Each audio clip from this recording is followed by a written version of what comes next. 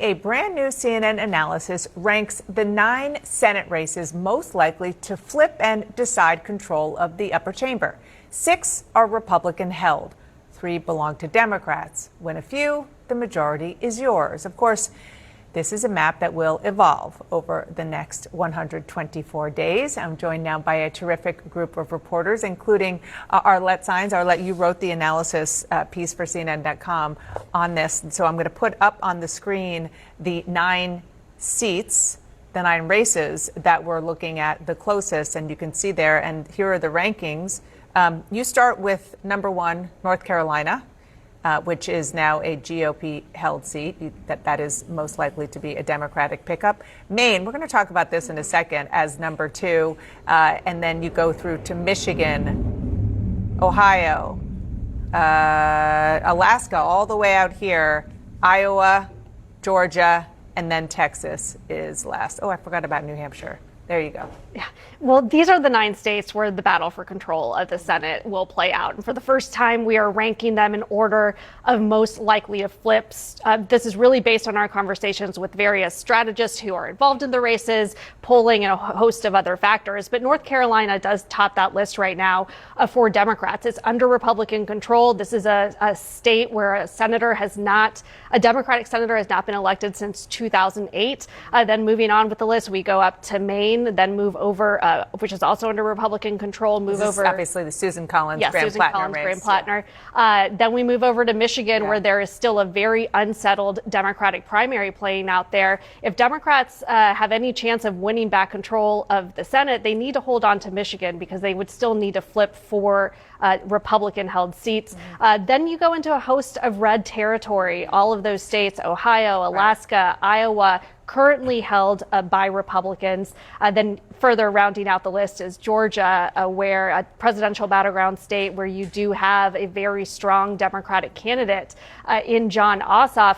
And then you have New Hampshire and Texas. I know we'll get a little bit more into these races, but this is just a snapshot in time. It certainly will adjust over the coming months. But these are the 9 states where the battle for the Senate Let's zero in on what you call number 1, which is North Carolina. And this is just the latest Fox News poll.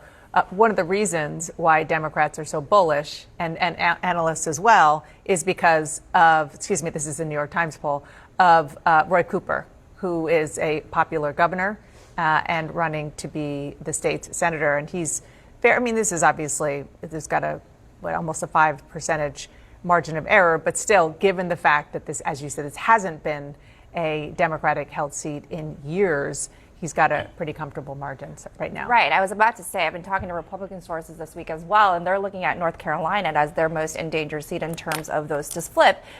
And which is interesting because there's been a lot of ink about, what's going on in Maine, obviously bloody primaries elsewhere in the state, in both parties.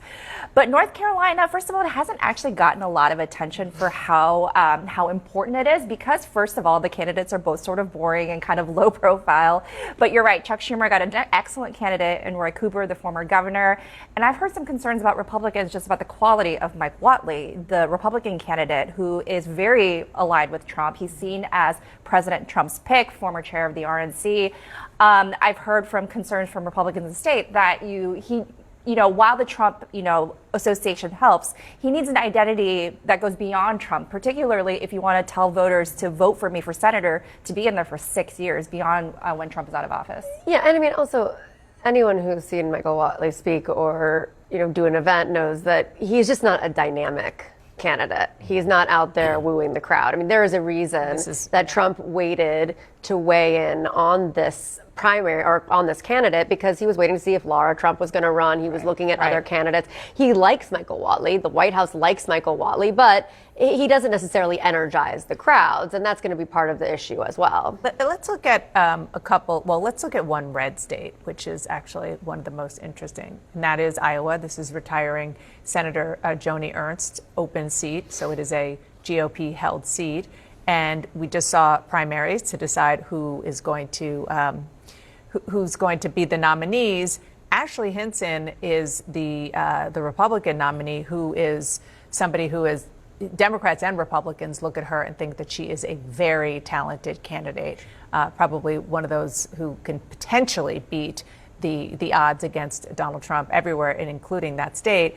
But right now, again, this is a Fox poll that just came out. Josh Turek, who is the Democrat, is leading her. As we said at the beginning, 124 days is like eternity, an eternity in politics. But still, the snapshot is interesting. This is interesting. And I think you hit the key point when you said that she has a chance to beat the odds when it comes to Donald Trump, too, right? I mean, Ashley Hinton is somebody that has aligned herself with Donald Trump. She does. A large part of her support comes from MAGA voters as well. But this race has a theme that's emblematic more broadly when it comes to the Senate map right now. And that's, does the frustration, and in time support, but frustration with Donald Trump seep down to impact these races? Does the frustration and disapproval with the economy right now seep down and impact these races? This is a great example of that, particularly when you have a candidate that has really aligned herself with Donald Trump as she goes against somebody who has proven to be popular in Josh Turek.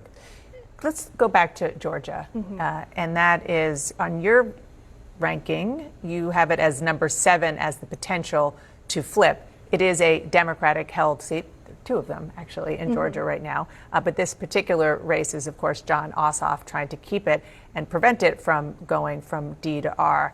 And look at this.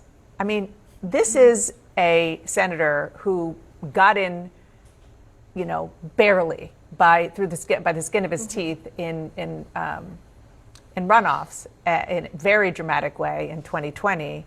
And so far, it's not even close in the polling. I mean, Jon Ossoff is doing much better than Mike Collins. Now, there was just somewhat recently a primary where Mike Collins had to fight fellow Republicans to get this, but still. Yeah, I mean, this has the potential to narrow, but 13 points is a pretty wide margin. And Senator Jon Ossoff has really, Democrats have felt, has been a very strong candidate. He's an incredibly strong fundraiser. He has this way of making these speeches that they can clip moments that then go viral. Of course, there's a lot of buzz about him, about whether if he survives the Senate race, could he have his eye on the White House in 2028. But Republicans for several months, even before the primary had been settled, had been expressing some anxiety around the Georgia Senate race. They had really hoped that the state's governor, Brian Kemp, would get into this race. He's very popular. He did not decide to run, and then he backed a candidate who he could not get over the finish line. And so there's a lot of different dynamics at play here in Georgia, but it's one of those states, it's a consequential battleground for president every single year.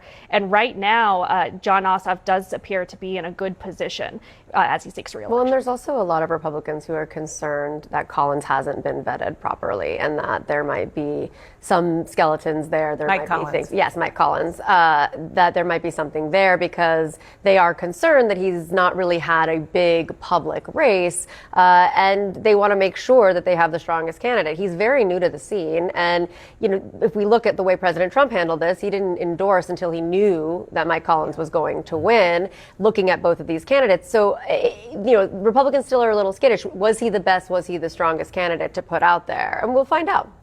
Let's go back to your rankings and let's look at number 3 on the list. This is Michigan.